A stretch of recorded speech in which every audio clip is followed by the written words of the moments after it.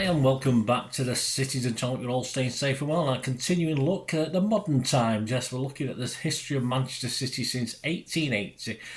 I've got two versions of this. I've got the modern day version. Today we're looking at season 23-24 and we're looking at the month of May, which is obviously the final month of the season. And we do have the old versions, which are up to the mid-70s, so catch some of them if you like as well. So we'll have a look at May 2024. This is part one of two, of course, as the season reaches its climax. We left April with City failing to defend, sadly, our Champions League title, but still in control of a possible league title four-peat, which has never been done before, and with 4 games remaining, and another All-Manchester FA Cup final on the horizon. So how did the first part of May go? Well, on the 1st of May 2024, the sad news of that former Manchester City forward Ian Mellor had sadly passed away at the age of 74. He made 50 appearances for City, including as a substitute during the 72 Charity Shield, it was called then, when we beat Villa 1-0 at Villa Park. In total, he scored 10 goals, including in his first Manchester derby and a UEFA Cup clash with Valencia. Of course, our thoughts and best wishes went to Ian's family and friends.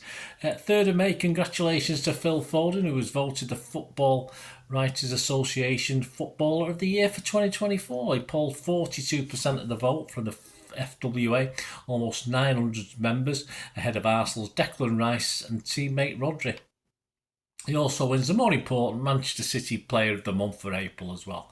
In a close-run poll, Foden edged out teammates Josko Gvardiol and Kevin De Bruyne to take his 3rd monthly prize this season. It was announced that Tommy Doyle was to leave and has left Manchester City, of course. It was his deal with Wolves will be made permanent on the 1st of July. The 22-year-old midfielder was at Molineux on a season loan, but they've now concluded a permanent transfer for him to the Premier League side.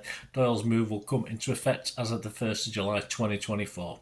On to the first game of this month, 4th of May 2024. Yeah, not too shabby. 5-1 defeat of Wolves on the 4th of May. It's a 5:30pm kickoff, match day 35. Pep made 3 changes to the previous Forest game. Foden, Haaland, Kovacic all coming to the side that defeated Forest last weekend, and making way for them were Julian Alvarez, Doku and Jack Grealish. City's 11, Edison, Walker, Akanji, Aki, Gvardiol, Rodri, Kovacic, De Bruyne, Foden, Bernardo and Haaland. The Wolves 11, Sarr, Semedo, Totti, Kilman, Bueno, Traore, Gomez, Lamina, Ait-Nouri, Kuna, Hwang. Not the right Traore that worries us, is it? David Silva is back at the Etihad for this one. He's just stepped onto the field with his family and we all welcomed him back. 10 minutes, it was a penalty to City. Nice interplay was the City triangle of KDB, Foden and Silva all linked up. Silva dinked across beyond the far post. Guardiola smacks it over the bar on the bounce and is caught a split second later by Ait-Nouri. So the referee pauses and gives the penalty. VAR doesn't see enough to reverse the decision. Good job, Gary O'Neill has a touchline ban. He'll be getting another for this irateness at this one. 12 minutes early sends Sarr the wrong way. 35 minutes, it's 2-0. Akanji, not the greatest ball to Rodgers, but then Rodri nicked the ball in midfield and found Kevin. He gave it back to Rodri, who floated across beyond the far post. Haaland towered frighteningly over Semedo, about 6 feet in the air. Well, all right, 3 or 4 probably. Well, almost. And planted a precise header back across Sarr and into the far corner. He's been practising. I've been criticising him a little bit of his heading, but he's accepted that his dad's giving criticism and he's been obviously changing what he does. 44 minutes of VAR check for a City penalty. Haaland, after laying it to cover in our own half, cover then puts Haaland through and is primed to shoot in the penalty box, goes down after a clumsy tackle by Semedo. Erling doesn't seem to complain that much, but ref Pawson waves play on until VAR send him over to the monitor, and a few re-watches we get the penalty. There was a bit of contact. 47 minutes, it's City 3, Wolves 0. Haaland completes a first half hat-trick. He went the same side as the first penalty to his left. Sarr this time chose the right way and got a touch, but the power of the kick beat him. Half time, it's 3-0. More goals please, City, I did ask for. We need that goal difference knocking down a bit to Arsenal. Our energy levels looked high and this was a bit more like the high tempo pressing City we know. 53 minutes, it's City 3, Wolves 1 though, yeah, under pressure. Forest pick up at Ederson, Wolves pick up at Ederson clearance. Semedo found Bellegarde free on the right, whose first time cross tempted Ederson from his line. He could only get fingertips on the ball, so wasn't that great from Edders, and it fell to Hwang, who made an awkward finish look so easy. The ball bounced just in front of him, but he hit it first time perfectly past Walker. If Ederson no touch, Walker may have probably sorted it really. 54 minutes so we regain a 3-goal margin. It's City 4, Wolves 1. Ederson fires for a pass through to help Foden, who turns and sends a crossfield pass to leave Haaland one-on-one with Kilman in the inside right channel. He cuts inside Kilman on the edge of the area and curls it into the far corner. A great way to answer back. KDB would have been pissed if he'd missed running on to take a pass as well, but he couldn't say too much once Haaland had buried it. 69 minutes, John Stones on, Nathan Ake off. 80 minutes, a triple substitution for City. Núñez, Doku and Grealish replaced Foden, Kevin De Bruyne and Bernardo. 82 minutes, City substitution, another City substitution. Off goes Haaland, on comes Julian Alvarez. Haaland isn't thrilled with that decision, but he'll have to be. 85 minutes, it's City 5, Wolves 1. Yeah, City win the ball high up. Foden making an early pass towards Alvarez, who took it on the run away from the last defender and passed it calmly across Sarr on his 100th appearance into the nets. And in 96 minutes, it's full time. We'll take that. Shots 20 for City, 12 on target, 2 for Wolves, 1 on target. Possession 59% for City. Pass accuracy 90% for us, 84 for them. XG philosophy, City 3.63, Wolves 0.47. A summary of the game, City worked really hard today as a team. The Wolves goal came from nothing, so it was a bit disappointing, but we're ready to take this to the very end. 3 more big games to come. The table stood: Arsenal played 36 with 83 points, City a point behind but a game less. They had a 60 plus goal difference to our 54. Liverpool stumbling now on 30, played 35, just 75 points. So plus 41 goal difference. Wolves actually were 11th at this stage after this game, played 36, 46 points. The headlines: Manchester Evening News back page, 5-star City waltz past Wolves. Other back pages: The People, hands up, it's neck and neck. The Mail on Sunday, Haaland sticks boot into Keane. Manchester Evening News inside, Simon Pekowski, Haaland back to being main man with immortal air restored. Haaland and Rodri both scored 9 with Simon. Inside the Sunday Mirror, Steve Bates, Erling's a tour de force. John Richardson, hardcore display. See what he did there. Haaland rated a 9. Haaland's up for it. Sunday People, Steve Bates, Erling's formidable. Star, Premier top 2 go blow for blow. The Telegraph, Ian Whittle, Haaland's awesome foursome. The Express's John Richardson, goal Hal. On to the 10th of May, the City Kids brought home the FA Youth Cup for the 4th time in our history, beating Leeds 4-0 at the Etihad. Scorers were Justin Duo, Jaden Heskey, Stephen Mafuni and Matty Warhurst. We previously won the title in 2008, 1986 and 2020. On to the next game, the 11th of May 2024, a trip to Craven Cottage, Fulham 0, City 4 on the 11th of May, 12:30pm kickoff. It was match day 36. He made one change to the Wolves game, Pep. Diaz in, Walker out. Grealish not fully fit to make the squad. Apparently he was poorly. That seems to be the thing this season, poorly as opposed to niggles. City 11, Ederson, Akanji, Diaz, Aki, Gvardiol, Rodri, Kovacic, De Bruyne, Bernardo, Foden and Haaland. The Fulham starting 11, Marco Silva brings in midfielder Bobby de Cordova-Reid for the injured Sasa Lukic. Their side, Leno, Castagna, Diop, Bassi, Robinson, Iwobi, Paulinho, de Cordova-Reid, Andres Pereira, Willian and Rodrigo Muniz. 13 minutes, it's 1-0 for City, yes. Josko Vardiol cuts in from the left, plays a lovely give and go with KDB and wrong foots Diop beyond the place, before simply placing the ball past Ben Leno and into the bottom corner. Chapter 2, Aki out. 16 minutes. Aki looks hurt whilst putting a ball out for a corner but limps on. 21 minutes. He eventually gives up though and Walker comes on. We have a bit of a drinks break because it's quite warm at Craven Cottage. Half time though, just a 1-0. Comfortable, but we need to put things to bed. Silva had Traore warming up. God help us, I don't like Traore. I didn't like the other one at Wolves. Never mind this one the one at Fulham, who was at Wolves. Second half, 58 minutes. It's Fulham 0, City 2. Yes, we double our lead. Foden reacts quickest to score into the bottom left-hand corner after the ball squirted his way for a wonderful tackle on the rampage in Bernardo Silva by Polina. It was brilliant from Bernardo, a turn on the halfway line before sprinting into the box. 71 minutes, it's Fulham 0, City 3. Yes, the hearts are calming down a little bit. Gvardiol does superbly to stretch divert the ball home at the far post with the outside of his right boot as he gets on the end of a cross from a deep cross from Bernardo Silva. Leno sees it squirm under him, the ball past the outstretched foot of Akanji, who was in an offside position, but no touch on it, and not interfering, so VAR took a bit of a long look, but nothing to rule out the goal. 76 minutes, Doku on for KDB. 83 minutes, a triple substitution. Oscar, Bob, Lewis and Alvarez come on for Haaland, Bob and Kovacic. Sorry, not Bob. It wasn't Bob at all. I've said that before. Anyway, someone. I don't know offhand. I'll put it on there if I can find out who it is. Plus 7 minutes injury time. Issa Diop is red carded for a foul on Alvarez, and City have a spot kick. So Walker and others appear to offer it to Gvardiol. Daft sod. Thankfully he says no, because goals count. We needed it, and Alvarez steps up to simply send Leno the wrong way. A good penalty. 97 minutes full time. The stats, just one shot from Fulham, 1 on target, 16 from City, 9 on target. Possession was 65% for City. Percent accuracy, 84% Fulham, 91% for us. One yellow, one red for them, of course. XG philosophy, Fulham 0.12 and City 3.28. So we won on that as well. Summary, great win. Over to Arsenal now. United, they play United at Old Trafford. Well, they don't have much to beat.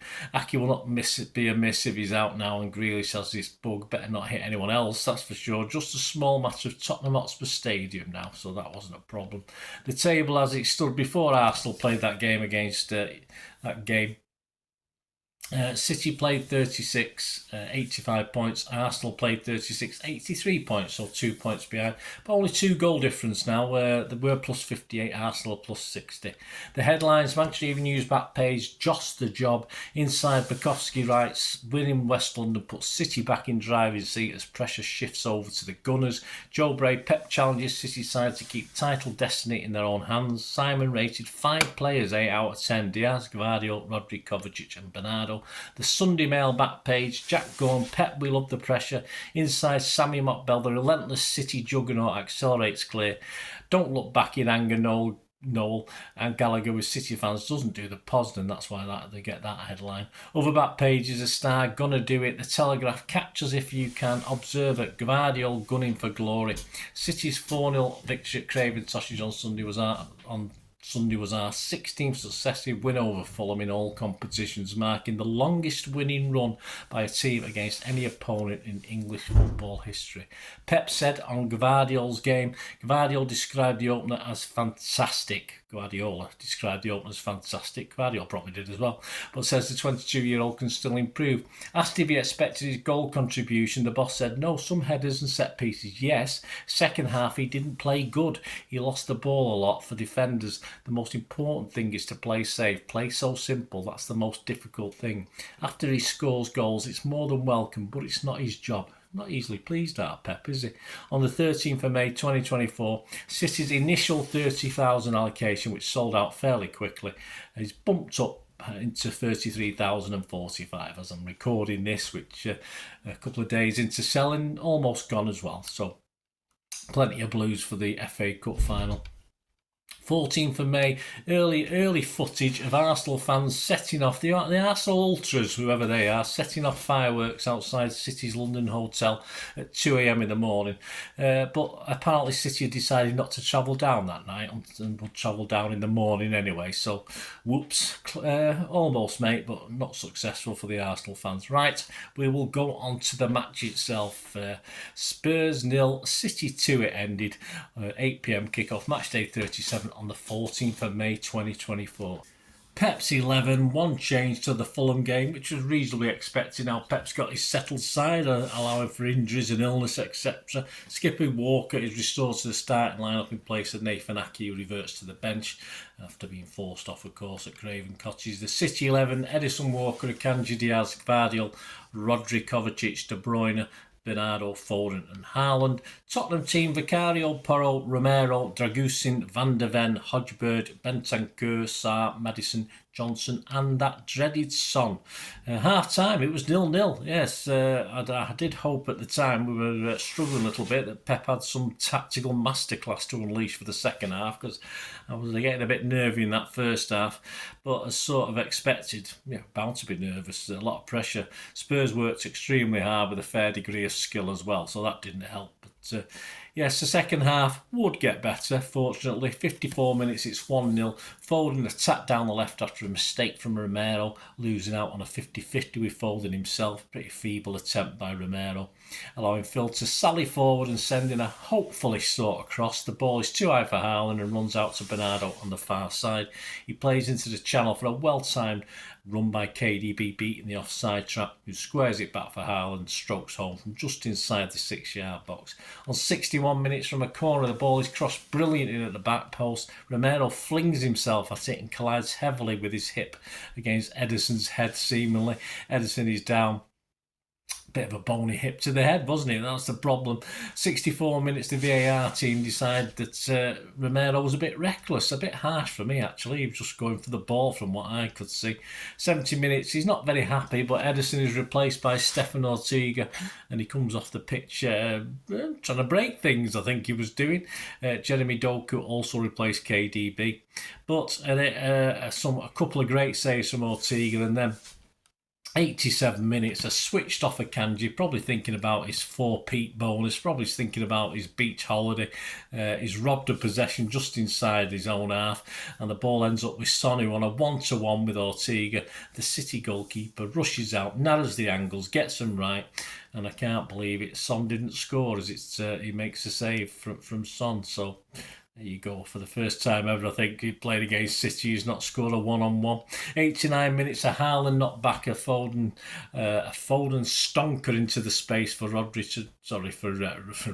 Doku to run dangerously into the box, bringing a foul by Porro for a clear penalty. Then alter that before I forget. Doku, not flipping Rodri. Yeah, Rodri never get nosebleed. He was in that box, wasn't he? Doku and all the City players all over the pitch roar and punch the air in celebration. This is before Earling takes a penalty. 91 minutes though, a cracking penalty from Haaland. Violently spanks the ball high into the left side of the goal. Great penalty under pressure, and probably one of the best penalties I've seen him take. We do get 11 minutes injury time, but it's all over by the shouting by them. 2-0 for City. Shots 10 for Spurs, 5 on target, just 8 for City, 5 on target. Possession was 47% for City, so we'll beat on that. Accuracy of passing 88% for them, 89% for us. XG philosophy, Spurs 1.76, City 2.55. Again, not at our best today in match summary. A Spurs team that worked so hard, but it's all about taking your chances, and it's all about keepers doing their job as well, and it's certainly that today. Ederson was excellent and Ortega was superb when he came on. We took one good chance and Doku sealed the win, winning the penalty, and a fantastic pen from Haaland. Job done. We move on to the last game, of course, with everything still to play for. The headlines: Manchester Evening News back page, history is in front of us. The Express, Mike Walters, City jumped the guns. Mirrors, Mike Walters, he gets around, Mike. One hand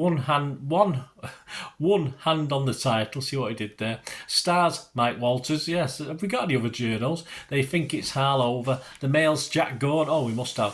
One with from history. The Telegraph's Matt Law, one hand on the trophy. The Mirror inside page is John Cross, halfway to glory. Manchester Evening News is Simon Pekowski. Blues show nerve to overcome Spurs jitters. Rodri says incredible Ortega was difference in City win, and so say all of us. And the table after that, City and Arsenal both played 37. City 88 points, 2 ahead of Arsenal on 86. Well, 1 less on goal difference, but I don't think that'll come into it these now, how things are going. Plus 60 for City, plus 61 for Arsenal. So there you go. Join me in part 2 as we try to complete a historic four-peat and yet another league and cup double. Can we do it? You'll know when you're watching this. I don't know when I'm putting this together. Anyway, please, if you are new to the channel, guys, and you like what I try and do, City past, present and forever, of course, push that subscribe button, push the bell notification so you know when these things are coming out.